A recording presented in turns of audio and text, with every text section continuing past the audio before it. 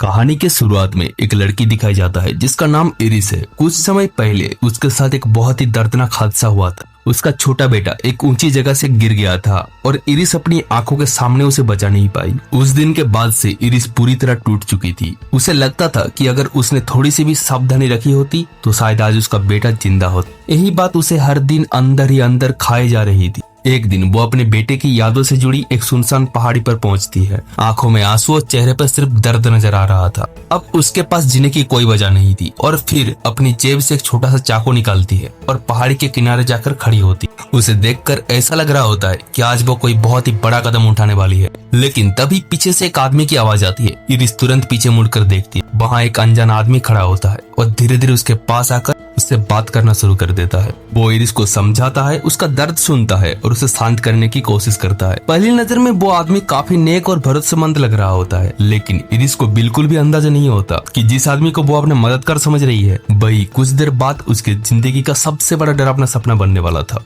Iris उस अनजान आदमी से बात कर रही होती है। अचानक वो आदमी इरिस को बेहोश कर देता है। जब इरिस की आंख खुलती है तो वो खुद को एक अनजान जगह पर पाती है। उसके हाथ बंधे होते हैं और सामने वही आदमी बैठा होता है। अब वो अपना नाम रिचर्ड बताता है। रिचर्ड इरिस को बताता है कि उसके शरीर में एक एक्सपेरिमेंटल ड्रग इंजेक्ट किया है और इस ड्रग की सबसे खतरनाक बात यह है कि अगर इरिस ज्यादा मूव करेगी तो उसका हार्ट बीट कभी भी बंद हो सकता है। पहले तो इरिस को लगता है कि रिचर्ड झूठ बोल रहा है, लेकिन रिचर्ड उसे प्रूव करके दिखा देता है। जब इरिस गुस्से में ज्यादा जोर से हिलती है तो उसके सीने में अचानक तेज दर्द उठता है और उसकी सांसें तक रुकने लगती है। अब उसे समझ आ जाता है कि रिचर्ड मजाक नहीं कर रहा था। इरिस के पास हमेशा एक छोटा सा चाकू रहता था। अब उसे समझ आ चुका था कि अगर वो उसे यूज नहीं करेगा तो उसका बचना नामुमकिन है। इसलिए वो उस चाकू की मदद से खुद को छुड़ाने की कोशिश करती है और तभी अचानक वो रिचर्ड पर हमला कर देती है। इस अचानक हमले की वजह से रिचर्ड गाड़ी से कंट्रोल खो देता है और गाड़ी सीधा एक बड़े पेड़ से जाकर टकराता है। हादसे के बाद दोनों किसी तरह गाड़ी से बाहर निकल आते हैं। इरिस तुरंत चाकू रिचर्ड की तरफ तान देती है, लेकिन रिचर्ड जरा सा भी घबराता नहीं। उल्टा वो उसे कहता है कि उसने उसके शरीर में एक ऐसा इंजेक्शन दिया है जो धीरे धीरे उसके पूरे शरीर को पैरालाइज कर देगा और अब उसके पास सिर्फ 20 मिनट ही बचे हैं। ये सुनते ही इरिस वहां से जंगल की तरफ भाग जाती है, लेकिन भागते भागते उसे महसूस होने लगता है कि उसका शरीर धीरे धीरे उसका साथ छोड़ रहा है। वो जंगल में एक जगह छिप जाती है। रिचर्ड भी उसके बहुत करीब पहुंच चुका था। सब कुछ ठीक चल रहा था, लेकिन तभी कुछ कीड़े उसे आकर काट लेते हैं और दर्द की वजह से उसके मुंह से चीख निकल जाती है। रिचर्ड उसकी आवाज सुन लेता है। अपनी बची हुई ताकत जोड़कर इरिस खुद को घसीटते हुए एक नदी के किनारे जा पहुंचती है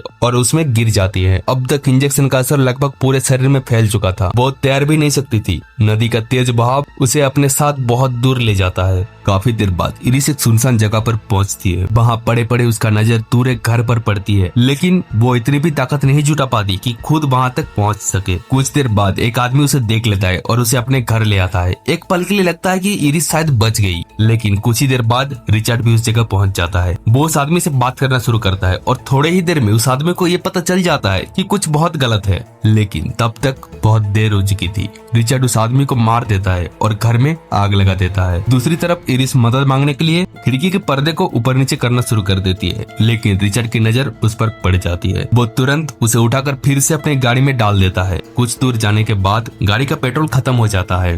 रिचर्ड पेट्रोल भरवाने के लिए एक पंप पर रुकता है। इरिस इसी मौके का फायदा उठाकर सीट बेल्ट खोलने की कोशिश करती है, लेकिन वो सफल नहीं हो पाती। आखिरकार दोनों वापस वही जगह पहुंचते हैं जहां उनका हादसा हुआ था, लेकिन तभी वहां एक पुलिस अधिकारी पहुंच जाता है। अधिकारी को धीरे धीरे महसूस होने लगता है कि यहाँ कुछ तो बहुत अजीब चल रहा है। वो इरिस से बात करने की कोशिश करता है और इरिस अपनी पूरी ताकत लाकर सिर्फ 2 शब्द बोल पाती है, हेल्प हेल्प। ये सुनते ही अधिकारी और भी सतर्क हो जाता है। फिर उसकी नजर बाहर रखे इंजेक्शन पर पड़ती है। अब उसे लगभग यकीन हो चुका था कि इरिस किसी बड़ी मुसीबत में है, लेकिन जैसे ही वो उसे बचाने की कोशिश करता है, रिचर्ड अचानक उस पर हमला कर देता है और उसे मार डालता है। इसके बाद वो सबूत मिटाने के लिए वहाँ भी आग लगा देता है। अब तक इंजेक्शन का असर धीरे धीरे कम होने लगा था। इरिस अपने शरीर पर दोबारा नियंत्रण पाने लगती है। वो रिचर्ड को बातों में उलझाकर उसे मानसिक रूप से कमजोर करने की कोशिश करती है, लेकिन रिचर्ड उसकी किसी बात में नहीं आता। वो उसे लेकर एक नदी के पास पहुंचता है और दोनों एक नाव में बैठकर नदी के बीच चले जाते हैं। यहीं पर इरिस को अपना आखिरी मौका नजर आता है। उसकी नजर रिचर्ड के पीछे रखे हुए एक चाकू पर पड़ती है। वो बातों बातों में उसका ध्यान भटका देती है और मौका मिलते ही चाकू उसके गले में घोंप देती है। घायल रिचर्ड तुरंत बंदूक निकाल लेता है, लेकिन इरिस नाव को जोर जोर से हिलाना शुरू कर देती है। इन सब में बंदूक रिचर्ड के हाथ से छूट जाती है और इरिस के हाथ लग जाती है। आती है। वो बिना देर के रिचर्ड पर गोली चला देती है। गोली लगते ही रिचर्ड पानी में गिर जाता है। इरिस को लगता है कि आखिरकार सब खत्म हो गया, लेकिन तभी उसकी नजर नाव पर पड़ती है। गोली की वजह से नाव में छेद हो चुका था और उसमें तेजी से पानी भरने लगता है। कुछ ही पलों में नाव पूरी तरह डूब जाती है, लेकिन अब इंजेक्शन का असर लगभग खत्म हो चुका था, इसलिए इरिस किसी तरह तैरकर नदी से बाहर निकल आती है। किनारे पर पहुंचने के बाद वो देखती है कि रिचर्ड अभी भी जिंदा है। वो उसके पास जाती है, इस पर उसकी मदद नहीं करती। वो उसे वहीं मरने के लिए छोड़ देती है और खुद वहां से चली जाती है और इसी के साथ कहानी समाप्त हो जाती है। आखिरकार इरिस उस खौफनाक मुसीबत से बच निकलती है। जिस आदमी ने उसे अपना शिकार समझा था वही उसकी सबसे बड़ी गलती साबित होती है। पूरी कहानी हमें ये सिखाती है कि कभी कभी इंसान की हिम्मत उसके शरीर से नहीं बल्कि उसके दिमाग से आती है। जब आइरिस के पास ना ताकत बची थी और ना ही भागने की कोई रास्ता, तब भी उसने हार नहीं मानी।